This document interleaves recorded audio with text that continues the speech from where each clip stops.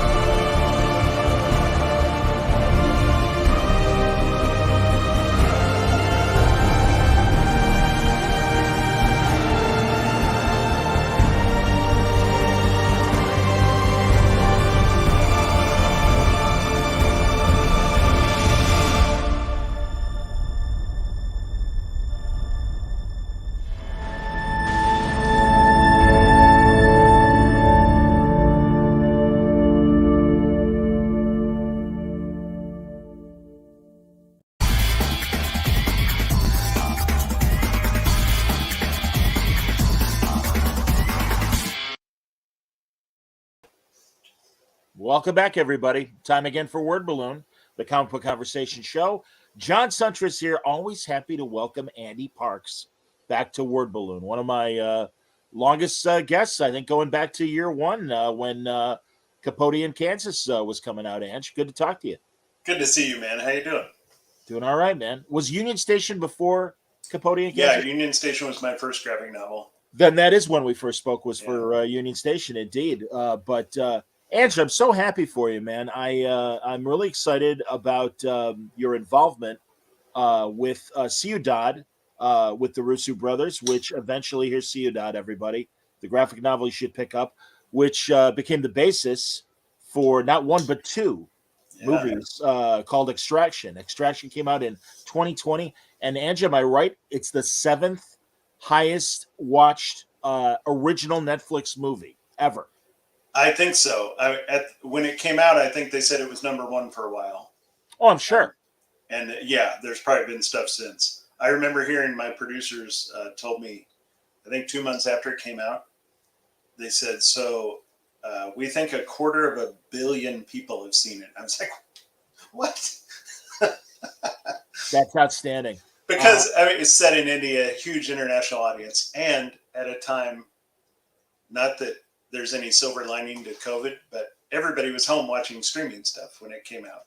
Absolutely, man. Well, you know, Rucka had that kind of luck with the Old Guard, the Charlize Theron film and everything, and it was the top movie for a while on Netflix and stuff. Well, now today, it dropped, everybody, the sequel, Extraction 2, and Chris Hemsworth right there and picking up the story right where we left off at the beginning of Extraction.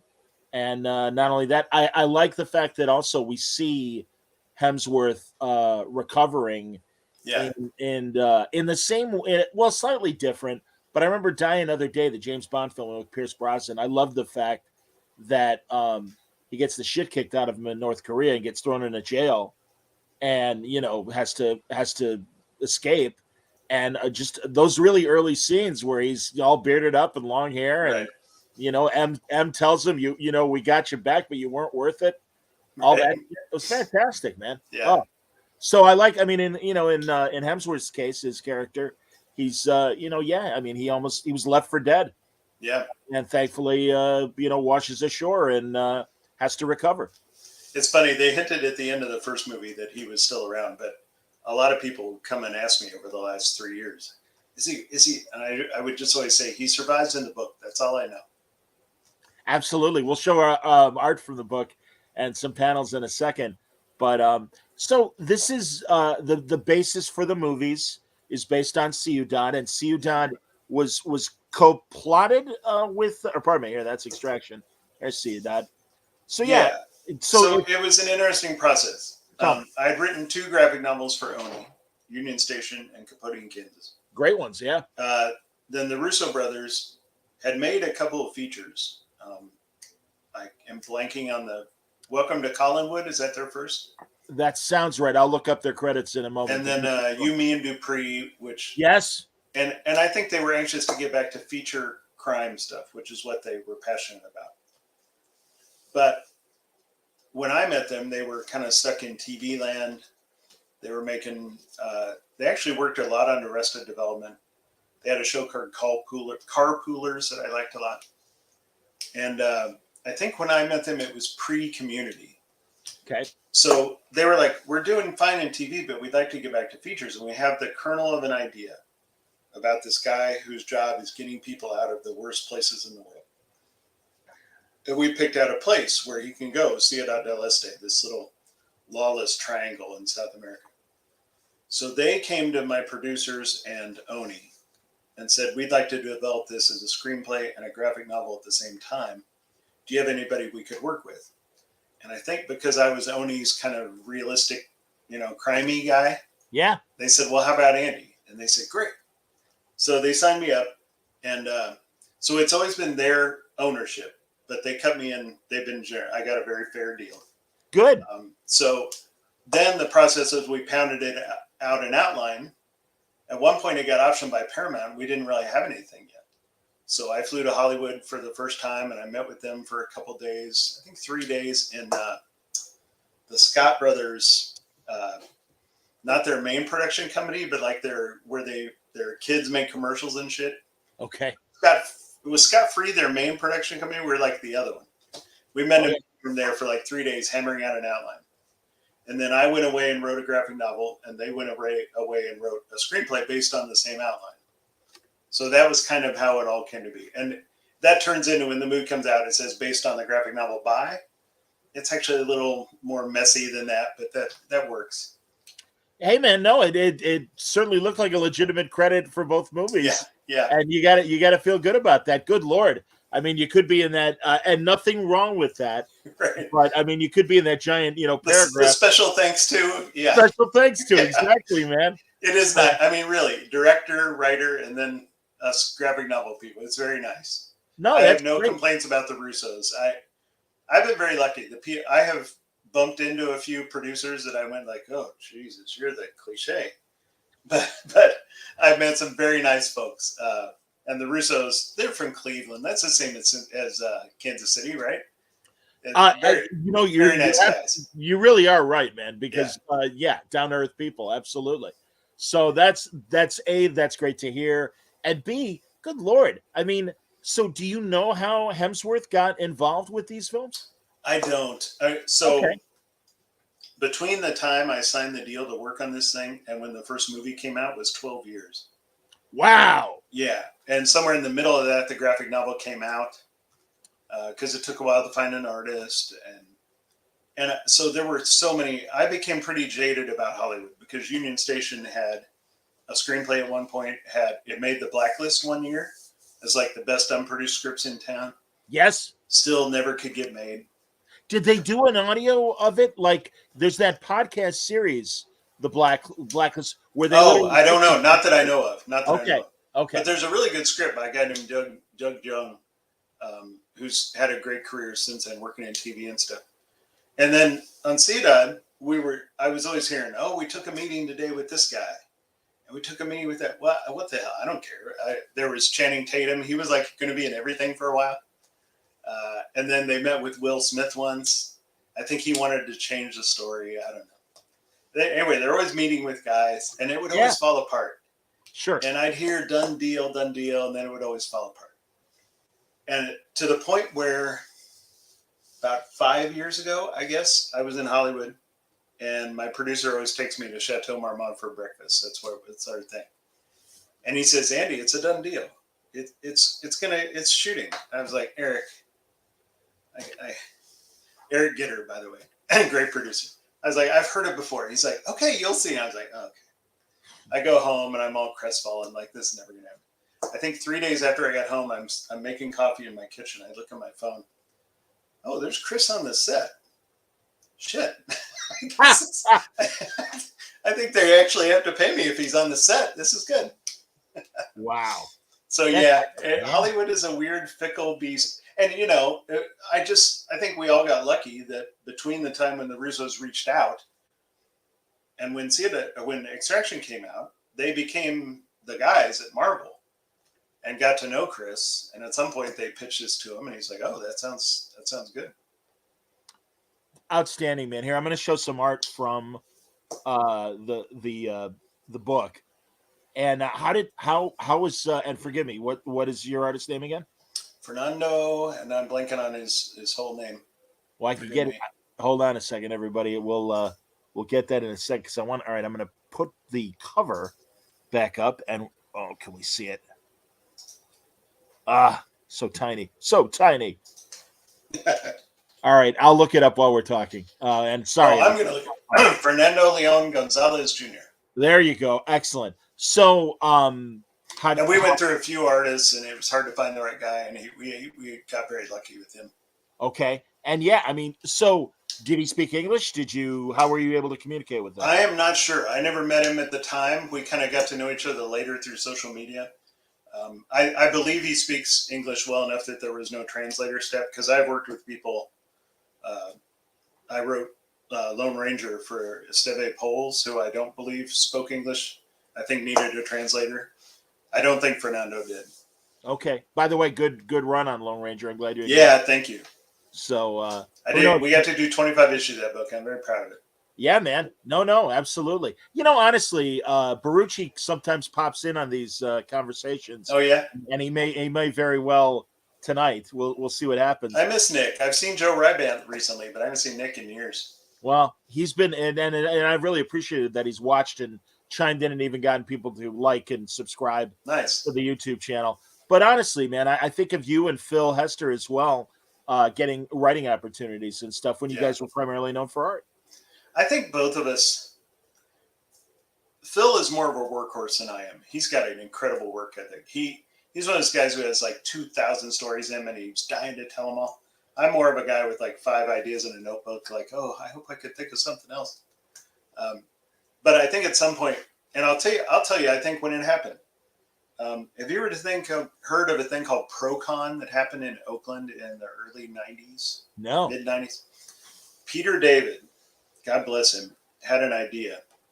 He said, why don't comic book creators have conventions like plumbers do, where we get to go have seminars about how to do our craft, and we get to hang out with, because we go to conventions, we don't get to do any of that. We sit there and we sign books. Maybe we have dinner with some colleagues, and that's about it. Yeah. And so they got some sponsors, and they held it before WonderCon 2 years in a row. The first one was phenomenal. DC sponsored the lunch, but we all paid to go. I think we paid $300-400 to attend, like plumbers do. Sure. So the first year we had 2 days of seminars. I sat there taking notes on seminars from Will Eisner, Joe Kubert, Dick Giordano, Todd McFarlane, Steve Oliff, the preeminent colorist at the time, David Sim. And some of those guys, I think it was particularly McFarlane and Sim, lit a fire under Phil and I to own something, to at least play the lottery, in having some stuff out there that we own. Because it's all well and good if we're drawing Green Arrow and it does well, we get some royalties. That's nice. But they make a Green Arrow film, that doesn't help us any. So both of us were like, we need to have some things in the world that are ours. And ironically, the thing that has become the big thing in the world is something the Russos kind of brought to me. So it didn't quite pan out the way I envisioned. But, I have a hand in it. And I just think it's important in this business, as much as you can, to not get complacent, taking scraps. God bless the big two. They've been very kind to me. They paid a lot of bills. But don't get complacent taking scraps like, oh, can I ink issue a Batgirl, please? You have to have stuff in the world that is under your control and that you benefit if it does well. You got to bet on yourself whenever you can. Yeah. No, I so hear you, man. And again, I'm so glad that this has worked out. Has it opened doors to you from a Hollywood standpoint? I don't know. To some extent. Okay. I promised myself when Extraction came out, I would chase Hollywood money for 5 years. And that's what I've been doing. I wrote a screenplay. My producers promptly said, "This is good, and we can't possibly cast it. You need to write something commercial, you big dummy." And so I'm doing that now. But they also hooked me up with some people in the TV realm. So we have a TV pitch that we're working on and trying to hone too. So and God bless the Russos and Extraction have enabled me to write exclusively and chase those kind of things for a few years. So that's, I didn't want to look back on this opportunity and have somebody say, "So you were part of like the biggest movie in the world for a few years. What'd you do with that opportunity?" I went, "Oh, I inked some Batgirl covers," or. No, I understand that. I'm trying to chase it as much as I can. I think Phil was the one who told me the quote, "Let's, as far as creators, let's stop chasing Batgirl. Let's right, exactly. Let's do it. Let's do our own things." And hey, man, that's great. By the way, and I think I told you off the air, I was talking to Ed Brubaker recording a word balloon today. He said the same thing. He said that's the biggest thing. You gotta own it, man. Yeah. Because don't even like if you can avoid it if you sign with one of these non DC Marvel publishers to he goes, even like a 50% deal. Try and own everything. Yeah. Beyond the comic. It's interesting, Edge, and I didn't know this until I interviewed Dennis Kitchen, but the underground comics really were treating writers and artists much more fairly than the big two, where because Dennis would say, he's like, we'd retain the rights for maybe 2 or 3 years and then give it back to the creator to do whatever they want with it and stuff. And it's like, and paying a decent rate, page rate if they could. Yep. So I would always tell young people, an Image at least used to be the way to go because you retained all ownership. The problem with Image was there were often no upfront monies, so you had to find a way to take time and draw the damn thing because the artwork takes a lot of time. Of course. And then there was a scale. Some companies pay a lot of upfront money and take 70%. And so Oni was a deal where they paid a little upfront money, but I retained control, and that was kind of a good fit for me. So, are you if you wanted to publish Union Station or Capote in Kansas, are those to do with whatever? I've actually been thinking about that recently. Unfortunately, around the time I thought of it, Oni kind of went. Well, that's why I asked him. All the people I knew went away. But I think at this point they have not published Union Station in a long enough time that I could say, "Hey, can I have that back?" And I think they would give me the scans and everything would be cool. Capote, I still get some royalties, so I think it's still in print and maybe at least digitally. So I think we'd have to negotiate that. And it's not.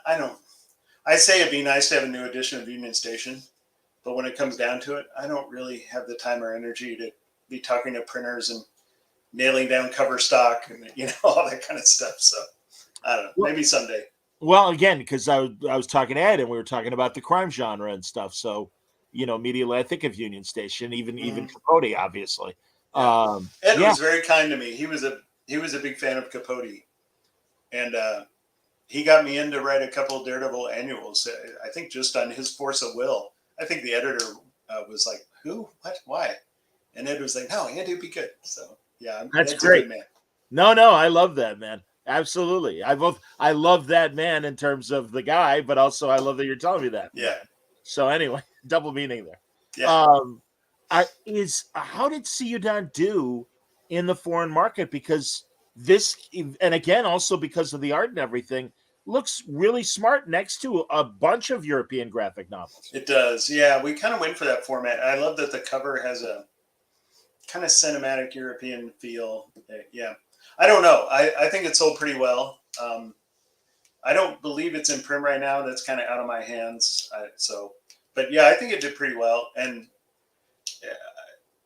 so I guess we should talk about the setting shift.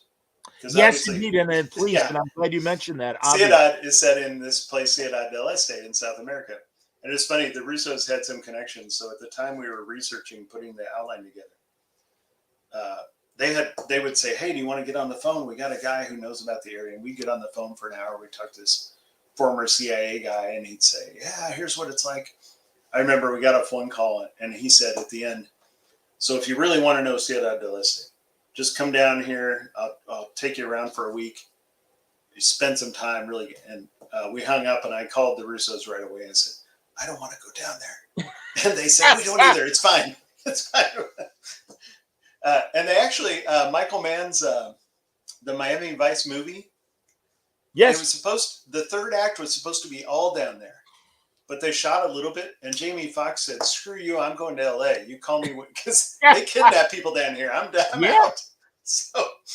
So anyway, we proceeded like that, wrote the graphic novel, all that. Well, somewhere in the intervening years, I think Paramount had it. And they said, guess what? We're not going to make your Ciudad movie because we want to film another movie that's set in that part of the world. And I think my guys were like, well, then can we have ours back? They're like, no, screw you. You'll be a competing project. So my guys said, well, how about if ours is in India? And so I think that's how the setting changed, which turned out to be a really savvy or lucky or both thing to do because it opened up that market in a way on Netflix that I don't think had ever been opened up before for like an American production. I can see that. That's great. Yeah, and again, everyone, if you haven't seen the first Extraction movie, this is like, in the best way, I think, classic kind of special forces guy with that kind of training that is brought in to, like it says, Extraction to help some captured people get out of a tense situation. And they moved it to the Middle East. I forget specifically which country it's in. Number 2. There you go. The first one. Yeah, the first one, it's India, and then somewhere else too for parts of it. And second one is they shot in Prague. There's a lot of Austria, and yeah. The second one was really stressful because they were going to shoot at a certain time in Australia. Because Chris had said, I'm kind of tired, so he was going to shoot like 3 things in a row in Australia. But COVID lockdown was really severe, and it was hard to shoot anything there. You got a crew of hundreds. And sure. So I got really stressed out. I was like, well, they're not going to shoot this thing. And the Russos had just wrapped The Gray Man in Prague. And they said, hey, why don't you move to Prague? All our guys are already there. So they, like in span of 2 months, they just rewrote the stunts, like everything, just moved to Prague. I was like, wow. God bless them. I don't know how they did it, but they got it done. It looks great, man. I mean, the action. Everyone, you're gonna know. My good friend of mine, my buddy Chuck, who I talk about on the Art and Franco podcast all the time. My buddy Chucky, he is a big purveyor of Redbox, and even before that, like, has a good sense of those great action films that might fly under the radar. Mm-hmm. And it's like, I trust his taste. Then I was like, all right, 10-minute rule. If it doesn't engage us in the first 10 minutes, sometimes we'll go 20. I'm like, then we're bailing. And this is great, man. And right up front, Hemsworth is recovering, but man, you see the bad guys in action, and it's in your face, everybody. Yeah. It's high intense action that don't worry, this is not a PG-13 movie. Right. Yeah. My brother texted me tonight and said, "Can my son watch this?" His son is 10 to 12, somewhere in there. Ooh. And I said, intensely violent. Just yes. I'm not making the call. I'm just telling you. There you go. And no, that's smart, man. I mean, because you're right. I mean, and also we were little kids. I mean, I saw a bunch of movies I probably shouldn't have seen before I was 14 or 15. And it's so funny. My youngest nephew, when he was around that age, my sister had like iron grip. He will not see that movie. No. And I'm like, dude, once you're 17, I'm gonna open a whole new world to you. Right. And he told me, he's like, I've seen some stuff on the slide. I'm like, all right, man, that's cool. So, and then the book, I don't know. Like I said, the book is hard to get, but the book has some stuff that is even harsher, maybe, than the film. Like the Russos said, we want a hard R, like we want to go in, and I was like, you don't have to tell me twice. So. In fact, you will dig this, John. Tell me. I'm going to blank on the name of the movie now. Oh, no, I got it. Are you a fan of the Elliot Gould thriller Silent Partner? Of course. That's a man. All right. Now, wait a minute. I'm trying to remember the Curtis Hanson, the director. Is he really? Yes. And Plummer is the villain. Yes, Chris and Susanna York, Lara from the original Christopher Reeve. I love that movie so much. So there's a scene so what became the David Harbour scene in the Extraction film, in the graphic novel, it kind of goes down the same way. The Harbour character is like, dude, this in the book it's a girl, in the movie it's a boy. This kid is dead. It's time to call it. And Tyler fights back, and so they have this big fight. Well, I stole a little bit from Silent Partner. In the book, this David Harbour character has a huge shark aquarium thing. And at one point, Tyler smashes his head through, and the guy's trying to stab him, so he kind of saws his head off on the glass of the second Silent Partner. Yes. Oh my God, John Candy in that movie, by the way. No, is he really? Very early John Candy. Like a bank worker or something? Yeah, he's a teller. Amazing. And it's hilarious because he's still big, and he's got this like hot blonde other teller that he's like, trying to hit up and everything. Right. And it's a cute little subplot of them, and it just for some comic relief. No, that's everybody Silent Partner, and it's so funny because for Brew, people were asking like, hey, what kind of noir recommends? You got to see Silent Partner. See, I'll never forget that. Yeah, there's a shtick with this. Doesn't happen anymore, but there's a phone booth and a phone in his apartment, and the back and forth is just. I'll never forget the feeling that gave me. Honestly, Ange, that's the thing. There are so many period things. This is something I've discussed with Matt Wagner before as well, and like things that we would take for granted when we saw them literally in the 20th century. But now with new technology, there's so many missed opportunities for those kind of low tech like confrontations that are so scary and stuff. Yeah. So I'm writing something now that's modern, and the cell phones are like, oh, this would be so cool if they had to get to a phone. Well, I remember Matt telling me with Google Maps, how could the location of the Batcave stay secret? Right. Just shit like that. Yeah, I mean, it's no, I get it. Well, anyway, I regarding again everybody so Extraction 2 came out today. It's dropped today, so we'll see what kind of action it gets. But they didn't let up, man. They went hard again. So do you know about the director? Tell me. Sam. He started out as a stunt guy. He was Chris Evans' double in, I think, the second Captain America movie and a lot of Avengers like that stuff. So if everybody wants to see him in action, search Extraction behind the scenes on YouTube. Because this guy, I think in the first film, it's a 12-minute one-shot thing, mainly a car chase. And Sam Hargrave straps himself to the hood of a car with the helmet and holding the camera.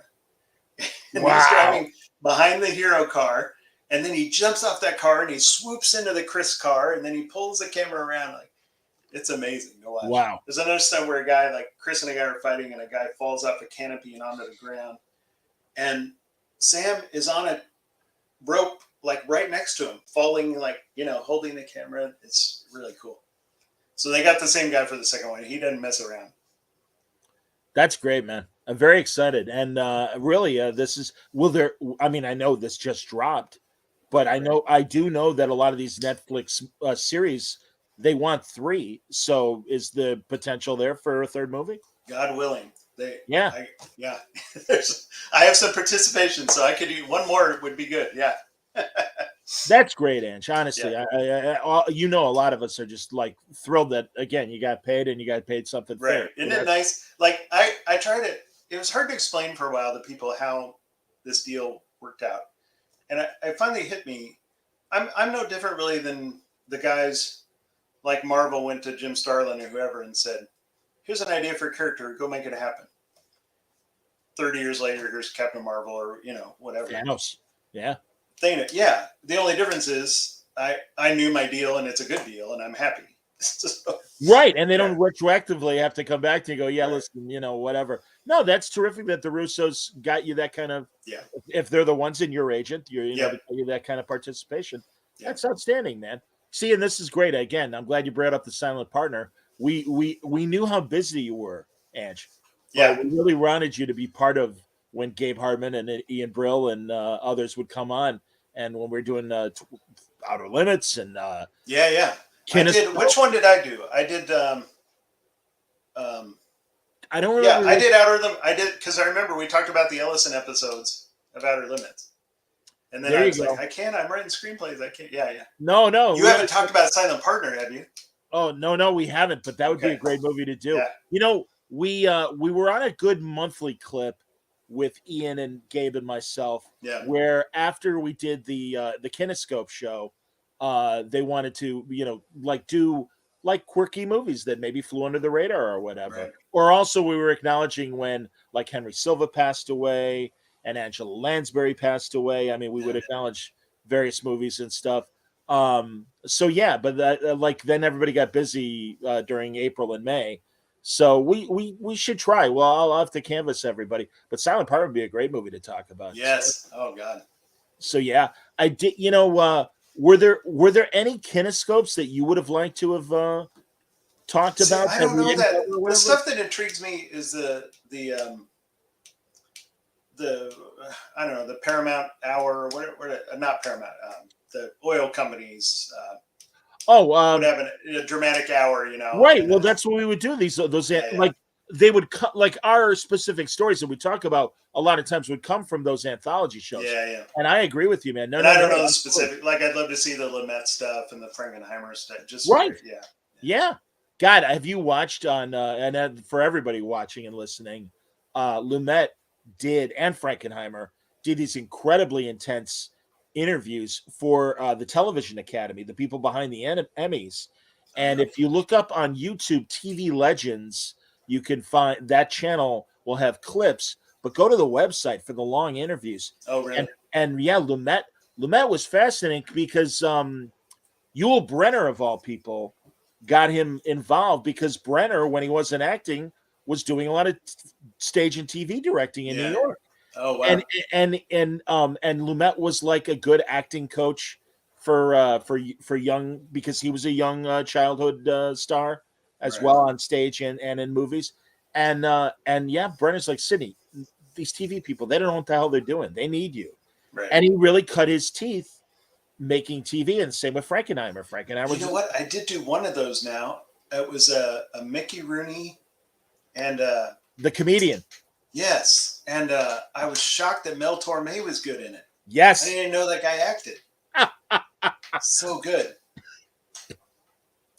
You know, he also, unfortunately, he made a terrible late 50s movie called Girls Town that they mocked on Mystery Science Theater. Oh no. And he plays like a teenage delinquent and everything. And it's hilarious. And he's trying to make out with Eleanor Donahue.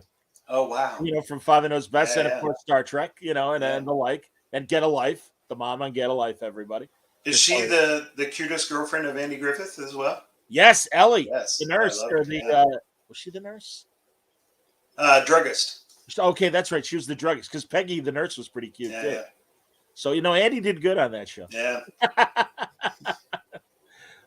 You're killing me. God, I wish I could have met Mel Torme. He seems like such a lovely man, a huge talent. God almighty. The Velvet Fog. My God, yes. The greatest nickname, I think, in show business. Oh, it's the best.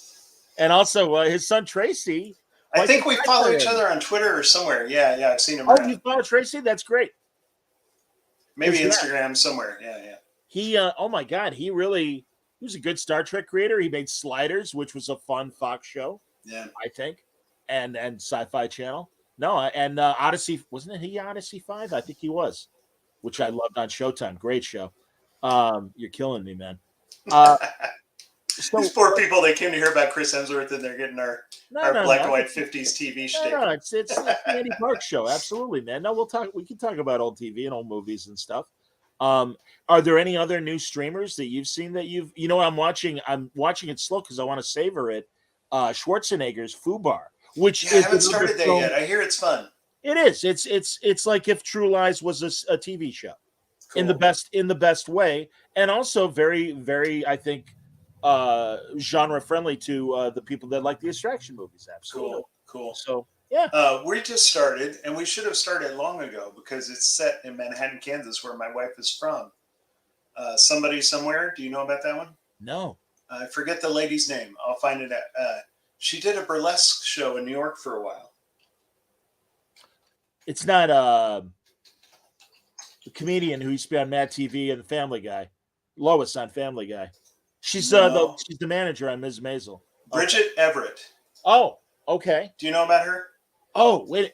She's a big, brassy, blonde chick. Yes, I do. And she's very good in FUBAR. She's very good in FUBAR. Oh, really? Yeah. So Somebody Somewhere is actually filmed in Manhattan, Kansas, where my wife is from. And like, it's a delightful little show. Just, she's been through something. And so we've been really enjoying that. Cool. We finished Mrs. Maisel. And it was, so I like Mrs. Maisel a lot. And I really liked this last season because, as we were just talking about Kinescope and stuff, that early talk show era of Steve Allen, Jack Parr, early Johnny Carson fascinates the hell out of me. Right. And I love the people that and again, go to the Television Academy interviews, everybody, and you'll find so many great comedy writers. And I mean, they've got the obvious stars, but and like I said, Frankenheimer and Lumet as well. But really, sometimes it's the cameraman or the screenwriter you didn't know. The guy who wrote like 95% of the Bonanza episodes. Yeah. Fascinating guy and great stories. And, I mean, that's one of those long-running great things. Right. So, John, help me out. I seem to remember, is there some kind of museum in Chicago where you can go and pull old TV stuff? What is that? Yeah, the Museum of Broadcasting. Okay. Yeah, there's one in New York, there's one in LA, and there's one in Chicago. I feel like I went to Chicago 20 years ago and I pulled Truman Capote clips or something. That's great. No, it's fun. I wish, and they do a bit of live events as far as having, key people on. LA and New York get more of those and everything. And especially, who's left that can talk about the 50s or 60s. Yeah. I mean, thank God Shatner's still around. Yeah. And Shatner could talk about that stuff and everything and the ones he did. But yeah, it's I love and it's funny because pre-internet, I used to go down there all the time and watch a rerun of something that from a VHS tape. Right. Yeah, it's great. Have you been to the Writers Museum at all? Which one? In Chicago. There's a. Oh, I'm aware of that. No, shame on me. I have not been at that. I've been to a lot of the haunts that all the old journalists and let's see what it's called. The American Writers Museum. It's right on Michigan Ave. I'm gonna have to go. And it's neat. So yeah, I don't know if we talked about this. I'm friendly with Louis Perez from Los Lobos. Oh, wow. And so he was in town. Gosh, I guess this would have been just pre-COVID. They do gigs at the City Winery every year in December. Oh, that's great. And he had a speaking gig at this museum. So he said, come on and hang out. So we went to the museum together. And the guy, he had cool stuff. He had something related to Jack Kirby, like a Kirby drawing. I don't remember why he had it. But they had like Truman Capote's typewriter that he showed me. And yeah, it's a neat place. I'll have to go. No, that sounds great. If this helps you, it's 180 North Michigan Ave. I don't know. Yeah. Oh, yeah. No, that's the heart of the It's right down there in the heart of everything. Yeah. That's terrific. Wow.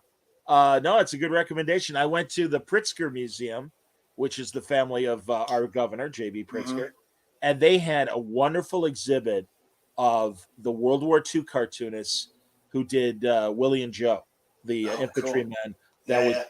That was a feature. Everybody that you don't know, if you don't know, was in Stars and Stripes, the armed forces newspaper especially during World War II, was so crucial. And it was these amazing, just elegant single panel cartoons of these two infantrymen. Yeah. Right there on the front lines and just, dealing with the day-to-day shit. Help me out. Did Eisner do comics in those days for the troops?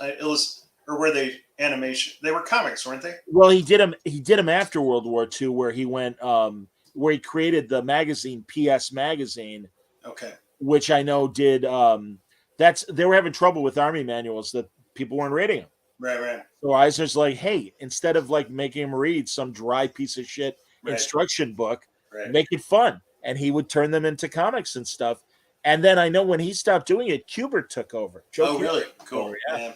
So no, it's pretty cool, that stuff. And also it's fascinating hearing like Stan Lee, what Stan did during the war, and Jack was on the front lines. He didn't get a break from being an infantryman, and those obviously influenced a lot of his World War II comics, like The Losers, things like that.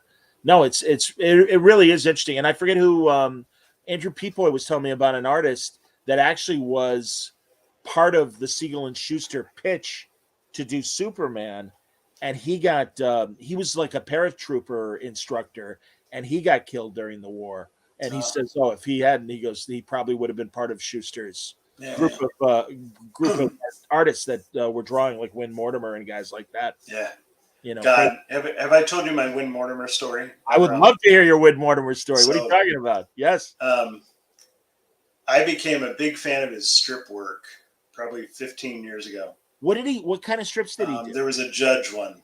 I forget what it was called. Judge Parker. Oh, sure. That's the famous one. Sure. Yeah. And then I think he did another strip, but I think Parker is the one I own dailies for. And I started buying them back in those days. You get it for like $30. Sure. And I bought several, and I was just blown away by. Like, he doesn't have types of people. You know, a lot of artists, they have like 4 people they always draw again and again. This guy, everybody in the scene was unique, and they had body language and I was like, God, this guy's good. And I collected maybe half a dozen of these strips. And on my blog back then, I would just say, hey, here's some from my original art collection I talked about. Well, I went on and on about Win Mortimer. And then in Googling about him, I found a photo of he and his wife posed in his studio for, I think it was Life magazine came and they did a feature on him for some reason. And of course he's posed with the already completed strip and with the brush lingering over it, you know. And his wife is all dolled up, and they just look so happy and delightful. So I mentioned this on my blog, and I had the photo there. A month later, I'm in my studio. The phone rings. Back in the days when you had actual phones, I say hello. She says, "Is this Andy?" I said, "Yes." And forgive me, I've forgotten her name, Dorothy, whatever it was. "This is Dorothy Mortimer. I'm Win's widow." Wow. And I was like, oh, God, hello, how are you? She said, well, my daughter showed me your post that you made about Win, and I just thought it was so lovely. So we talked for like 20 minutes, and she told me about the day Life magazine came, and she picked out a special outfit, and just amazing just to chat with her. And I said, I love his work so much. And she said, oh, he worked so hard on those strips. And we just had a great talk. And then at the end, I'll never forget it. She just said, she got kind of quiet for a minute. She said, you would have liked Win. He was a lovely man. I just melted. Yeah. And I thanked her so much. And that's the only time I talked to her. And she's passed since. Just, God, what a thing. Awesome. Ange, that reminds me when we were at San Diego. Yes. And I saw that a panel was going on, and the great George Clayton Johnson, one of the best science fiction writers of the 20th century, co-wrote Logan's Run, wrote several great Twilight Zone episodes, was Kick one of the them. can. Yes. I believe the pool game between Jonathan Winters and Jack Klugman, Game of Pool or whatever it was called. Yeah.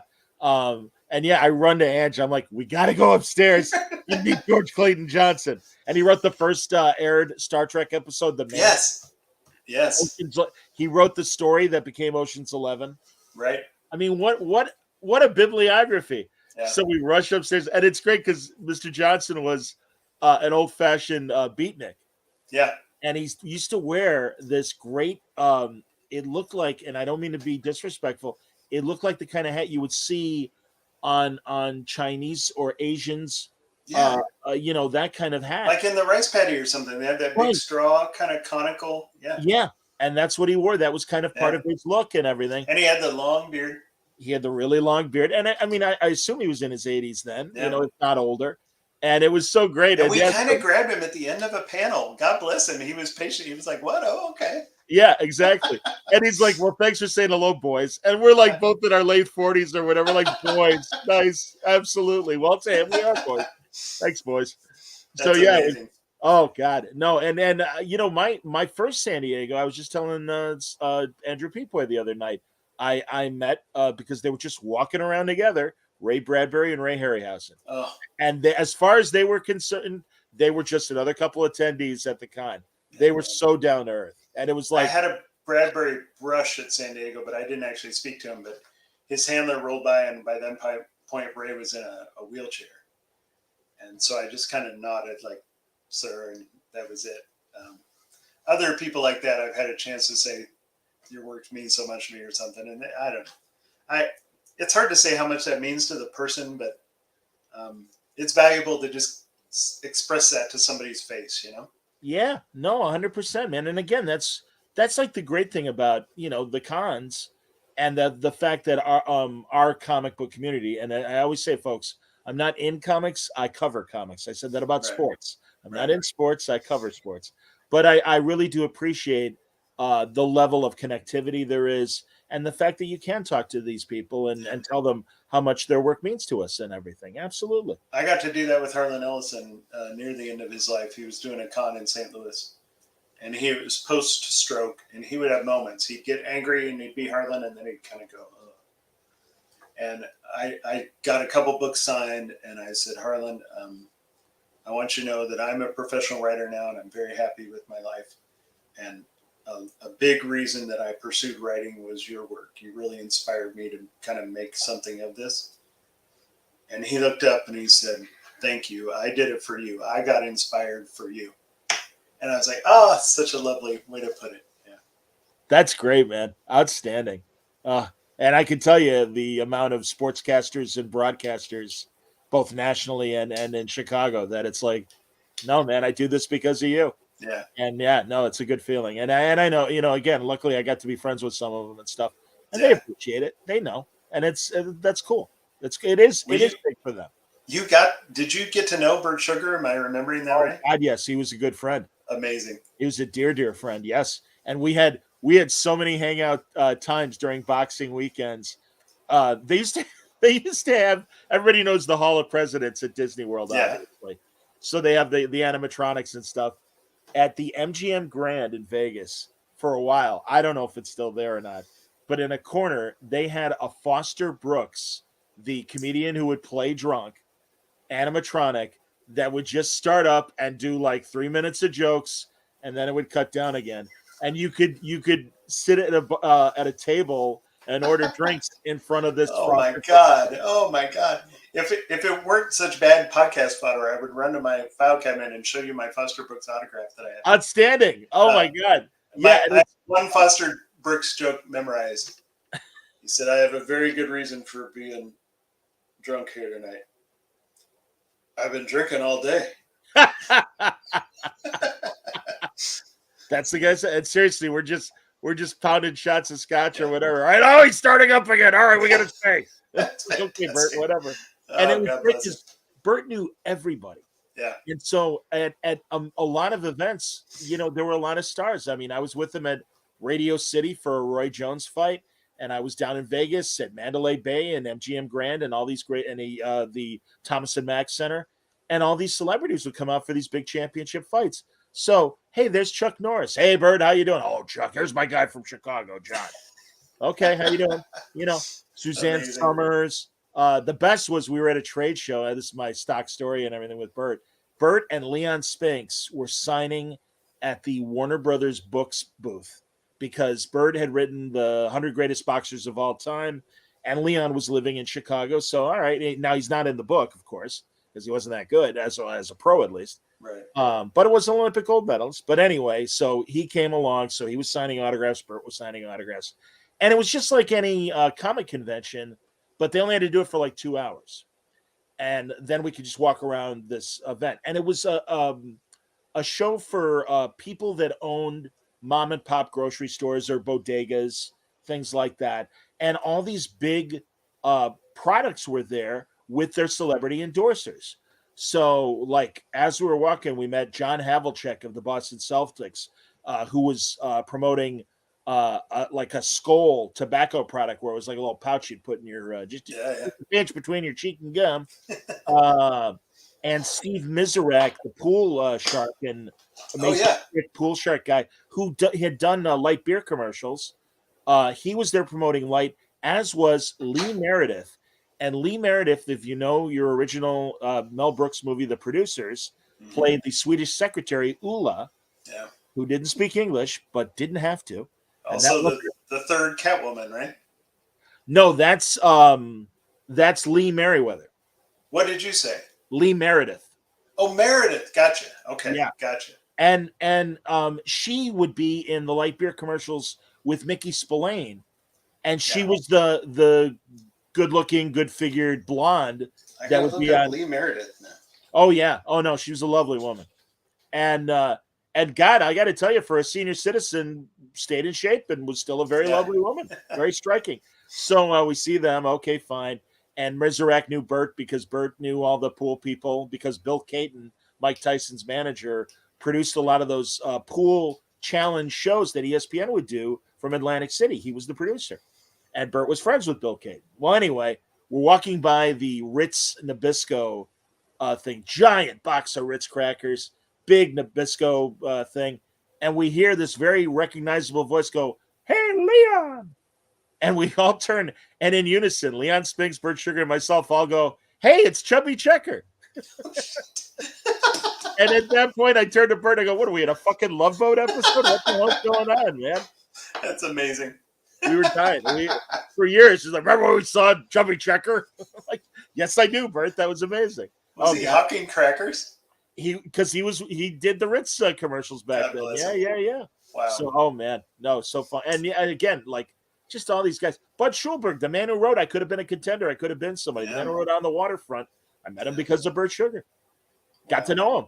I mean, I saw him several times after that. Right. So yeah, crazy. Anyway, this is what we do. So what's in the works, Ange? As far as have you got a new comic thing coming up? Yeah, I don't really have anything.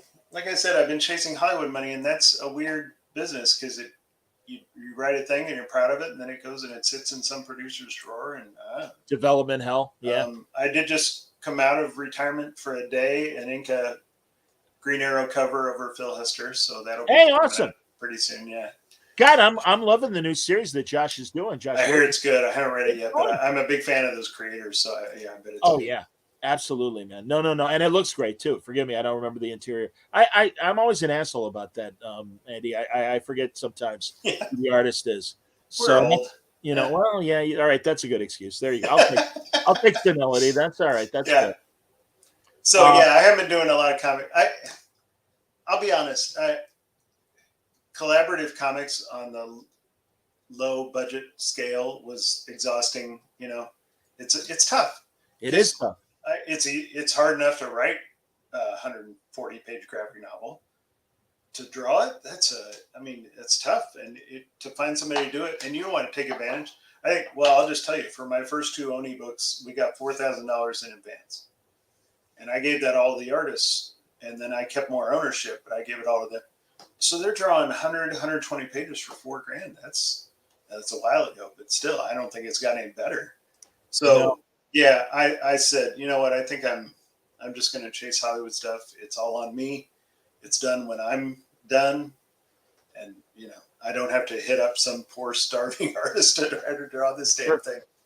Plus the plight of the inker, and I don't know if that's continues to get bad. I mean, I know that there are books that still have inkers employed and stuff, but I also know that there is technology to enhance pencils and shading and things that and a lot of people now are working digitally, and it's just easier for them to get themselves and so there's fewer inking jobs. And I mean, not to brag, but I'm no dummy. That's part of why I went into it. I could see that coming 25 years ago. I was like, I don't want to be that 70-year-old inker begging some 20-year-old editor, hey, you got a thing I could use. I got to stay on DC's comp package. Right. That's not a life. So no. Plus, I mean, I was bent over a drafting table, so to speak, for 30 years, and it takes it out. My neck is terrible. It takes it out. My favorite thing about writing, you can do it on a golf course. It's true. You can have the best idea ever, walking up number 9, And that's funny. I always bring that up. Mike Nichols always said it's what looks like you're not really working, that downtime. Yeah. That's when the ideas kick in. Yeah. I know when I swim, that's always like, Is that what yeah. What's best for me is driving. There's something about driving, just the right amount of concentration that I'm free, Yes. Yeah. So some of my most productive days, not that I'm here to give productivity lectures, but a great day for me, I live about an hour away from Kansas City. A great day for me is driving there, and you can't have any words on when you're going there. You got to have no music or instrumental music, and just stew on your writing problem for the day. Go to a library, a hotel lobby, whatever, put in 4 good hours, drive home, decompress. That's a great productive day for me. That sounds good to me, man. Absolutely. Maybe a little happy hour on the way home, Well, that's all right. That's all right. Gotta stop and get a new hat every now and then. Yeah. I'm shocked you're not wearing a hat right now, Ange. Well, these damn things. I didn't want to echo for you, so I chose you over my sexiness. God bless you, son. We appreciate that. That's cool. So I don't have a lot going on. I would just say, please, people, check out Extraction. I don't think it's getting a lot of run. People love it. I don't think it's getting enough run as one of the great comic book inspired film franchises. Well, again, I think people might have missed Ciudad, and that's why. But no, we're happy to point out that there's a fantastic graphic novel that I got to be honest, Edge. I did see it still where people could buy it new. Okay. And I would imagine, obviously, with eBay and everything, that So. Look at Alex being a smartass. I don't know if they do have a Fedora headphone thing. I don't own one yet. I should get on that. Well, there you go. But he also at least says, "Can't wait to watch Extraction." Yes, enjoy it, Alex. Thank you. It's great, everybody. I watched it today, and it's a lot of fun. And man, if you want a good pot boiler action movie and stuff, you cannot do bad by enjoying the entire Extraction franchise, which currently sits at 2 movies. Yeah, but if you want to see Thor kill like 1,000 people, this is it. But they all had it coming. They're all bad. Absolutely, very graphically, yes, indeed. Yes. So that's great, man. And everybody also seek out Ciudad, and let's also hope that it gets a new edition. Eventually. So that would be great. Yeah, Ange, I don't know what else. Star Trek just started up again. I don't know if I hear. Yeah, I'm excited. I like that new series a lot. I like it enough, but I got my little problems with old Netflix. You're still doing a podcast just talking about that thing? Or? Oh, absolutely. No. We'll be back with new episodes of me, Franco, and Mitch shaking our fists at. Now, the one I haven't watched is the one that I think you really love, that Lower Decks thing. Lower Decks has grown on me. The first season, I hated it because their main character solved everything and thought she knew everything, and now the tables have turned, and the other really good characters point out that that's her flaw. She thinks it's her greatest strength, but it's her flaw that she thinks she knows everything.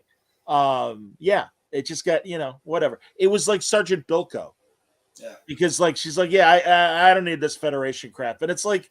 The people that are watching this would be very happy to be serving on a starship. Right. Even being the barber, like on Next Generation, the blue barber. Right. But whatever. Okay. But anyway, no, it's gotten better. The real good one is Prodigy, the kids show that is running on Nickelodeon as well as streaming. It's honestly, I would say a notch under Strange New Worlds. I think it's that good. And did you watch Picard? No, I haven't seen the new season, and I hear it's the most fun. I got to do that. It's great. No, if you love Next Generation, you'll be very happy. Yeah. Oh, who you should talk to sometime is my friend Megan Levins. Do you know her work at all? No, tell me about Megan. She Megan. draws a lot of Star Trek comics. Oh wow, and I would love to totally talk immersed in that. I think she drew like the first Brave New Worlds comic. Oh wow! And she's been going on the cruises for the last 2 years. Wow. Yeah. Oh man, no, I'd love to talk to her. I've been talking to Jackson Lansing and Colin Kelly. And Chris Cantwell is doing a great Cisco, or no, he's doing the Worf book. Mm-hmm. They're doing Kelly and Lansing are doing the Cisco book, and that's really good too. Cool. No, IDW is killing it, and I really want to talk to Heather Antos, who's in charge. And my old friend Jamie Rich is their new editor-in-chief now, I believe. Congratulations, Jamie. That's great to He hear. edited Union Station. He kind of helped get Capote started. And then he worked at DC for a while. And I think he's landed at IDW. Oh, wow. And he edited Powers for Brian and Mike, too. Oh, yeah. Oh, no. I like Jamie. Jamie's a good man. Good sideburns. Yes. Good hair. We can appreciate good hair. Yes. Absolutely. Pardon me. I'm going to sneeze, I think. If I do, we'll see if I can talk. Do you have a special button for that? Excuse me. Don't worry. It all came out of the mouth. Nothing from the nose. I'm sorry. Wow. I warned everybody. I didn't. The worst thing that happened is maybe I got some spit on my camera. I have no idea. I'm sorry, Edge. Thank you. Dude, are you? What conventions are you doing? Anything this? Not a lot. That's not entirely true. I got a thing in Hutchinson, Kansas next week, Smallville Comic-Con.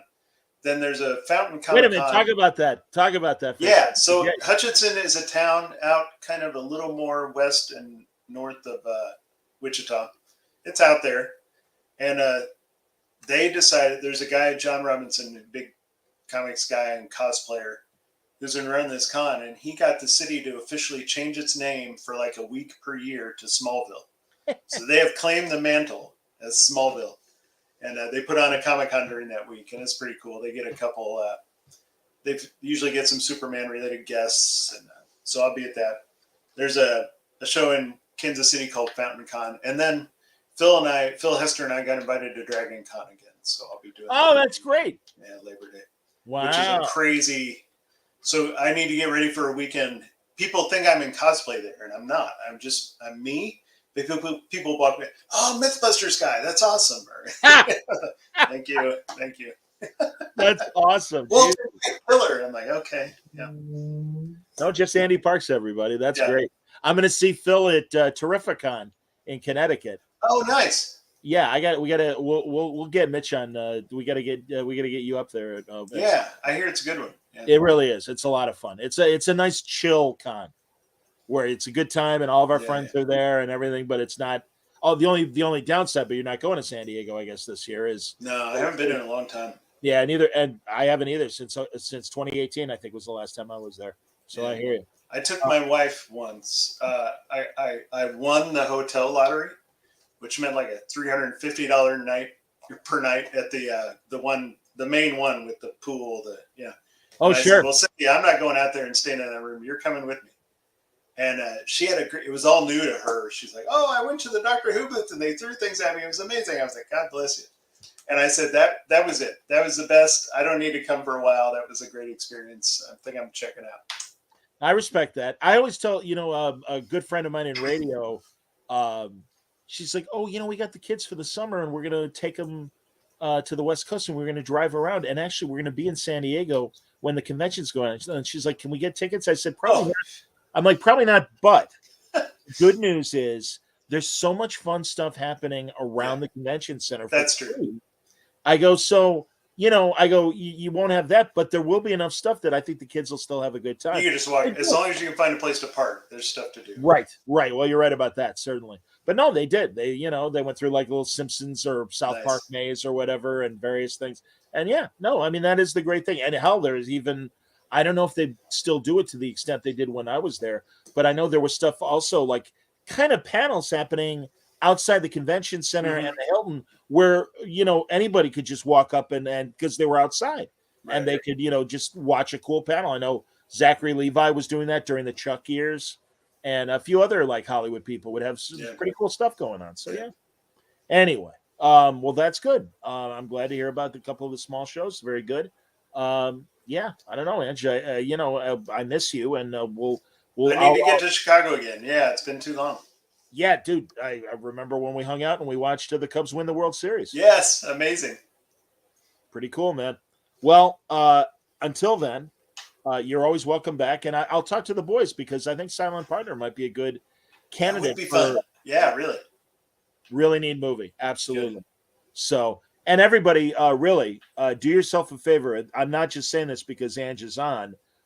Both Extraction films now available at Netflix and absolutely worth your time. The great Chris Hemsworth, vehicles that are played to the hilt, and a lot of violent, bloody action that you will not be disappointed in. I guarantee it. So, thanks, brother. Absolutely. No, thank you, Andy Parks. Thank you, everybody, for watching. And it's going to be a fun week next week on Word Balloon Live. And I'll tell you more about it on our social media channels. But until next time, everybody stay safe, stay happy, stay healthy.